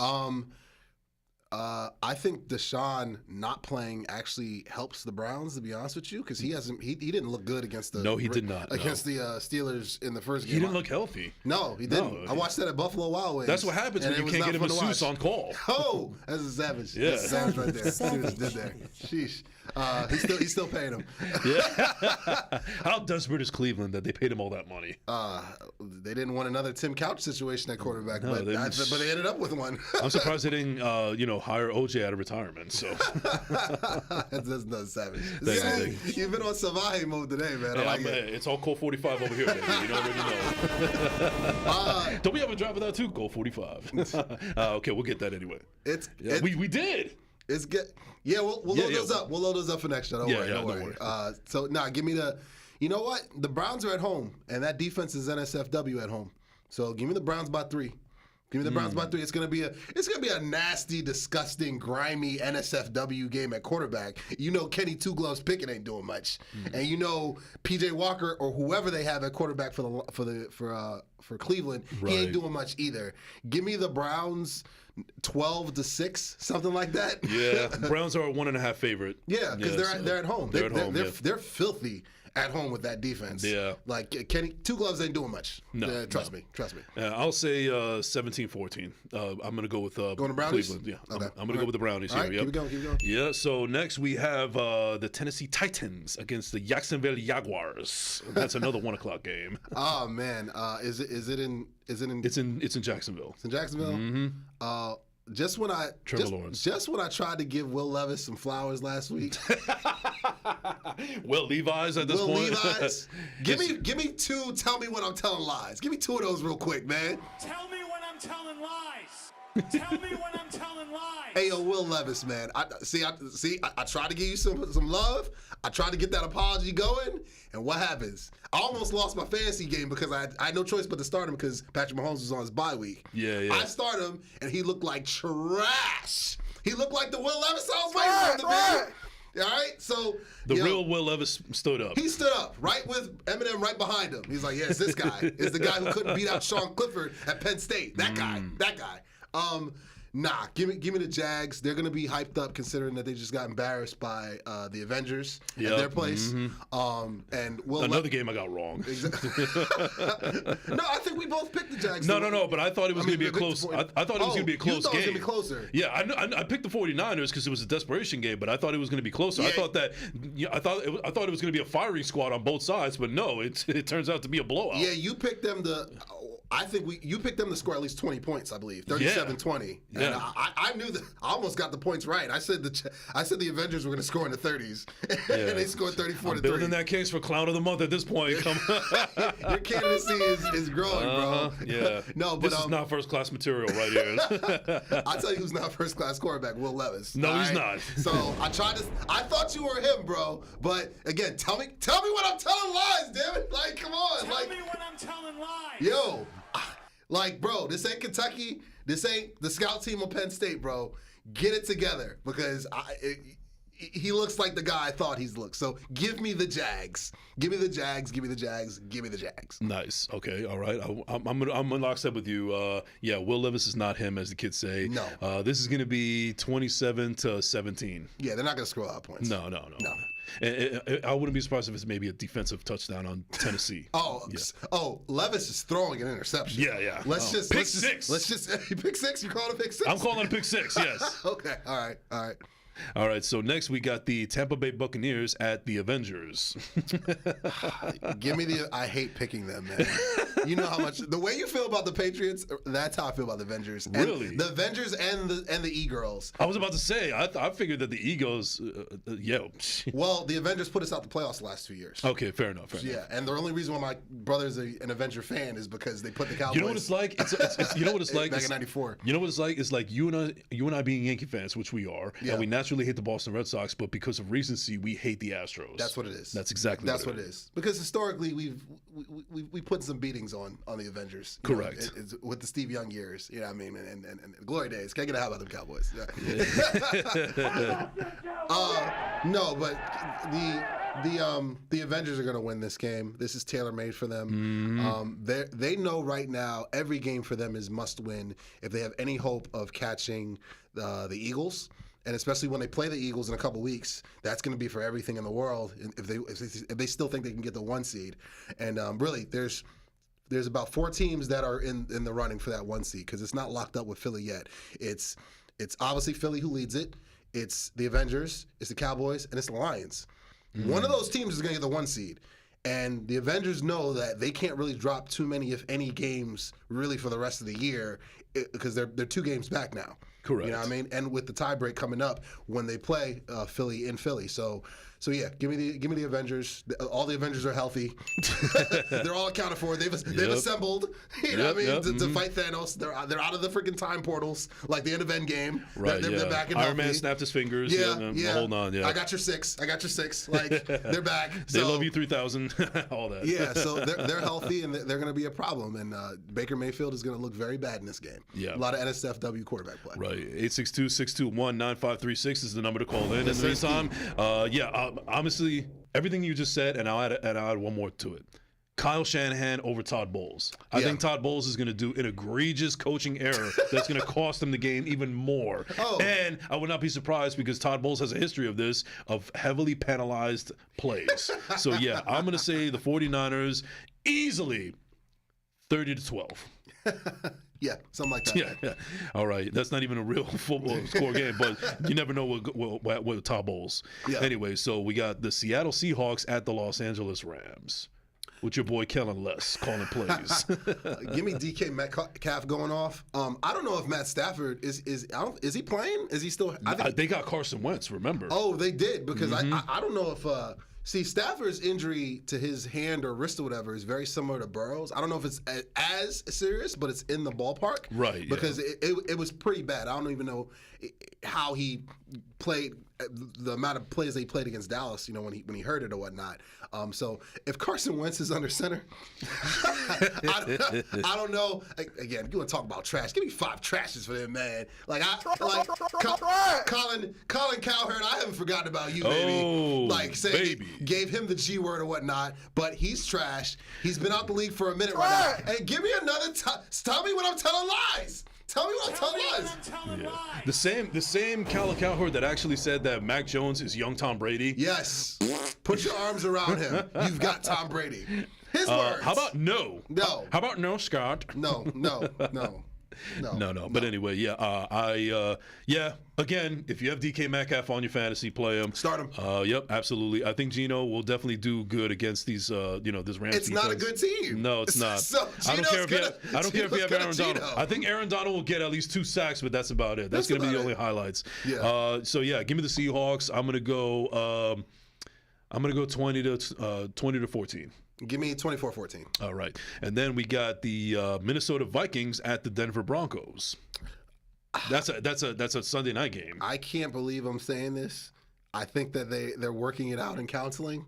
I don't think the divorce the divorce tell me when I'm telling lies, bro. I'm sorry. Tell me when I'm telling lies. Dr. Phil is in, ladies and gentlemen. They've worked things out. The counseling's working. I think that McVay and they're sleeping in the same room now. Yeah, I think Russell Wilson found a new move that Peyton likes now. Yeah, I think Sierra came in and gave some counseling. Let me get a savage for that one. Savage. I'm sorry, they are playing. They're playing for him. They're playing hard for Sean Payton. They're playing for Russ. I think all the memes and this, that, and the third. I think just Jordan meme that drop's coming. I took that personally. Yeah. The Broncos defense and their players, Jerry Jeudy included, they're playing and Williams from Javon Williams from North Carolina. That is correct. Yes. They're playing hard, man, and they understood that 70-point failure that they had against the Dolphins. I don't know how freaking their DC kept his job after that, but he did, and they've been one of the better defenses in the league. They've beaten Kansas City and Buffalo. They've beaten Patrick Mahomes and Mr. Madden in the same season. You got to give the Broncos credit. Round of applause for the Broncos, bro. I can't believe I'm doing this. I can't believe it either. I can't believe it either. I don't think the divorce is. It might end. It might, but then again, it's a lot of ball left. So but as of right now, I got to go with the Broncos. I have to. I can't believe this, but I'm actually going with the Broncos as well. I think that Josh Dobbs is going to have to come back to reality at some point. I think that Minnesota's hiding, they're riding a high that they weren't expecting, but I think they may get a little too cocky for their own good. Games in Denver, right? Games in Denver, yeah. Yep. I don't think that Minnesota can handle the altitude there, possibly. So, yeah, give me the Broncos. I don't think it's going to be a great game. I don't think it's going to be a high-scoring game. You're going to have Chris Collinsworth saying some kind of unnecessary innuendo, especially what we just discussed right now. But Here's a guy. Yeah, here's a guy. Here's a guy. That's actually a little foreshadowing, by the way. That drop is coming too. Yeah. Chris Collins is coming. Give me the Broncos. I'm gonna say 21 to 14. 21-17 for me. All right. And then finally, Monday night, we have this actually a pretty interesting game. We got the Philadelphia Eagles against the Kansas City Patrick Mahomes. Oh my God. Or the Swifties, I should say. The Kansas City Swifties. Marv, I need you to cue that. Tell me when I'm telling lies. Tell me when I'm telling lies. One more time. Tell me when I'm telling lies. Yo, so we're gonna throw that G word around. Yeah. Like, I've seen a bunch of lists come out that have Jalen Hurts ahead of Patrick Mahomes. I'm looking at you now, bro. Like, how do you think I should respond to that? Do you really want me to respond to that? I'll say it for your side. To America. Give me another one, man. Tell me when I'm telling lies. Who do you think is the better quarterback coming into this game? Let's play this game. Yeah. Like, let's just go straight Saul. You swap quarterbacks. You put Jalen Hurts on the Chiefs. You put Patrick Mahomes on the Eagles. How do you think the records look? Come on, bro. Like, what are we talking about here? And I'm not coming at Jalen Hurts. I'm not saying he's trash. I don't think he's trash. No, he's not. He's a good trash. quarterback. He's one of the best quarterbacks in the NFC. And you can't knock what he did in the Super Bowl, even though they lost. He put up elite numbers. He did. And from a number standpoint, just a pure number standpoint, he was right there with Mahomes. He borderline kind of outplayed him. But let's go body of work. All right? There's only two G words at quarterback. One of them's out for the year right now. Yes. And it ain't Josh Allen. No, it ain't. Mr. Madden. It's Patrick Mahomes II. All right? Now, if the Eagles win, say the whole thing like a Tribe Called Quest. Say the whole thing like a Tribe Called Quest. They're coming off a bye just like the Eagles are. Mark my words. If Philadelphia wins this game, we'll give like 5 minutes worth of applause. They would have earned it or whatnot. But you're not about to tell me in 2023 that Jalen Hurts is better or even remotely on the same level as Patrick Mahomes II. Gotta say the whole thing like a Tribe Called Quest. He's the better quarterback. He's the better player. He's the better playmaker. You know what I will give Jalen Hurts? He's a better 1-yard quarterback sneaker than Patrick Mahomes. He's got that going, but he ain't the better quarterback. He's not. And they don't have the better coach either. Like Andy Reid, Nick Sirianni. Are you sure about that? You stole my thunder. You stole sure my about thunder. that? No, I'm teeing it up for you. I'm teeing it up for you. You sure about that? That's why? Oh, No. Give me the Swifties. 31-21. Give me the Swifties. Go for it, bro. I laid it up for you. Bounce pass. Let's go with the Swifties. But say your point about coaching. All else, you pretty much said everything that needs to be said. I'll just say that let's get that burger ready for Andy Reid. Yep, that's all I'm going to say. How about those Chiefs? Yeah. Burgers over Philly cheesesteaks this weekend. I'm going to go. Burnt ends over. Burnt ends. Kansas City barbecue over Philly cheesesteaks. I'm going to go with the Swifties here. I'm going to say Chiefs 34-27. I think it'll be a high-flying game, but at the end of the day, coaching will matter in this game. Yeah. Sirianni. Dom DeMarco. Yeah, Sirianni. He has no match for the former Philly elite. All right, well, that is our games for the week, and now everybody's favorite segment. Cue the music, Marv.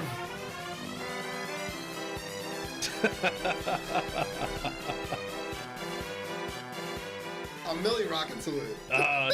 862-621-9536 is the number to call in. Who is your clown of the week? Oh man, this one pains me, man. Oh really? This one pains me. It's I got I'm an equal opportunist. It's the girls. Oh my God, I knew you were going here. I think you know where I'm going here. Oh yeah. It goes for the girls. And it goes for the guys. And isn't she also a former clown of the week?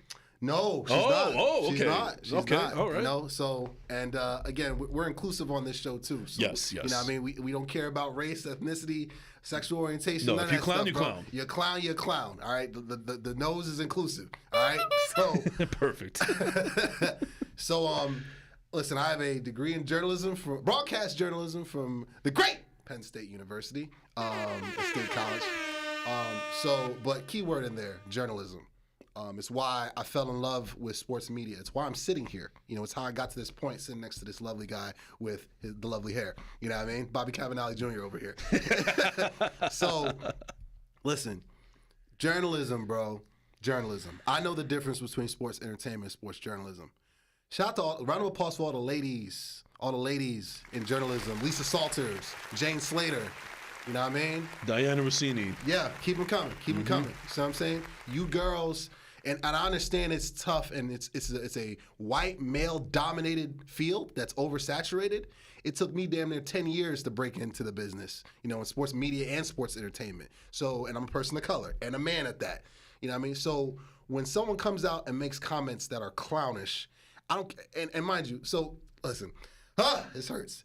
Carissa Thompson, come on down, man. Oh no! And we follow each other on Twitter. On Oh Twix. wow! So, on Twix, yes, yeah. we do. And I pray to get to meet her one day. And plus, I've been in love with her for the longest, you know. You know, but it's just like, yo, for her to say those comments, and she's tried to Michael Jackson moonwalk from them. But no. They're already out there in the metaverse, girl. I'm sorry. You can't say that you, like, with joy, freaking made up sideline reports. You said that like you said it like jokingly and said it like with 10 toes down, like, yo, yeah, I used to make up sideline reports when I couldn't talk to coaches or whatnot. Can I get a sure about that? You sure about that? You sure about that? You sure about that? That's why? You sure about that? You sure about that's not why? There are women in this industry and people of color in this industry that have been trying and breaking their backs to get in and get one of those sideline TV jobs for a national outlet or a prominent outlet. And you got one with the NFL Network. You got one with TNF. And you had one with Fox Sports before that. And you had one with ESPN before that. You know what I mean? So for you to come out and say that is a slap in the face to every woman and every person of color that's been trying to break into that industry. They came out in droves on Twitter and X and all the social media outlets denouncing what you said, making up reports. Like, come on. Like, it's bad enough that in a male-dominated sector that people already look down on women trying to break into the industry and looking down at people of color in that industry. It's bad enough that they look down on us and look down on them. But for you to say that comment, clownish. And it's an indictment and a slap in the face to everybody that has broken through and is still trying to break through and work their way up. You're a clown for that comment, girl. I'm sorry. And you can backtrack. I really don't like that. Big facts. Shout out to 50. You can't make those type of comments and stand by that. And again, shout out to all the ladies. One more time, round of applause for all the ladies who came out and put a foot down. Listen, Maria Taylor, I forgot her as well. Mm-hmm. Michelle Beadle. Like, come on, man. Like, they can't. Yeah, like Lisa again. One more time, Lisa Salters, Rachel Nichols as well. Like, yeah. There's so many. Like, so Joy Taylor as well. Joy Taylor, she's been a clown of the week, but I give her props for making her strides, and so forth. So yeah, you get a clown for that, girl. Like, those comments were crazy. Yeah, I'm in lockstep with you. Now, I first of all, I want to appreciate. Good job, Mark. I appreciate everything that you said right there. I think it needed to be said, and I'm in complete lockstep with you. Now, mine won't be as nearly as egregious as yours, but this person was a clown in the week in the making. Oh, I got to do your job. He's been waiting all week for a clown of the week. Go ahead. So, this person is very well known in, broadcasting. He is a color commentator. He said some very questionable things that caused people to say pause. I foreshadowed it earlier. I've been waiting for this time, and the reason why he's my clown of the week is because he is too much of a cheerleader in the booth, especially with this last game with the Jets and the Raiders. Antonio Pierce, he's this great guy, and look at how he's doing all these things. And I felt like I was watching a Raiders broadcast, and this is national nationally televised. What are we doing here? Where's the professionalism? Why are you making those comments? And why do you keep on... Why do they have compilations on YouTube of you being sus? So I'm sorry. So my clown of the week is Chris Collinsworth. Everything that you say is suspect. I can't stand your takes. I can't stand your pom-poms. And right now I have an empty water bottle, and it looks like we're simpatico because right now, the only word that I can think of right now is thirsty. Thank you very much, ladies and gentlemen. Give me a Ric Flair. Give me a Ric Flair. Give me a Ric Flair. Diamonds are forever. That was very David Letterman, by the way. Hey, you might not like it. You might not like it for that. I need it. Like it or don't like it, learn to love it because it is the best thing going today.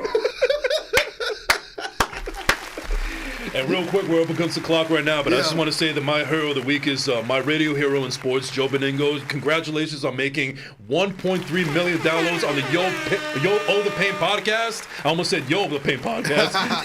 that's like the cross between us and his podcast. Yeah. But shout out to Joe Beningo. You are a legend. We love you, and thank you for inspiring me to step into this platform, and thank you for being overall a good friend. So you are my hero of the week. You're almost my hero forever, Joe Beningo. Big Yahtzee's there. My hero of the week. My hero of the week, I gave him his flowers early. Cedarian Lamb, CD Lamb, baby, of the Dallas Cowboys. Actually, I'm sharing it. CD Lamb and Brandon Cooks, both of them, they're gonna share it. They're gonna share it. All right. They're going hand in hand. Hand in hand, right there. Listen, CD is doing historic things, and bring that arrow out. Right. Bring that arrow out. Brandon Cooks is cooking too. So CD, Brandon, keep it going this week.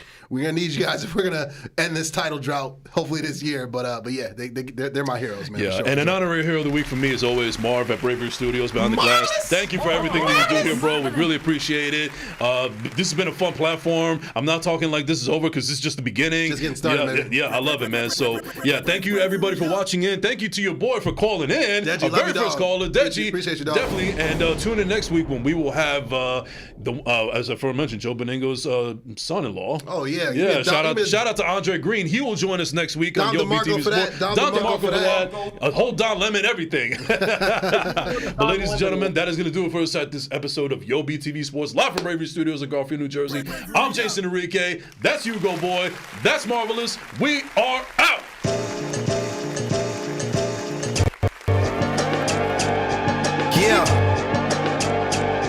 Yeah. I ain't gonna say who's on the beat, because you should know that by now. Check it. Hey, yo, music's on my mind, like my 59, 50, I ain't lying. Check it.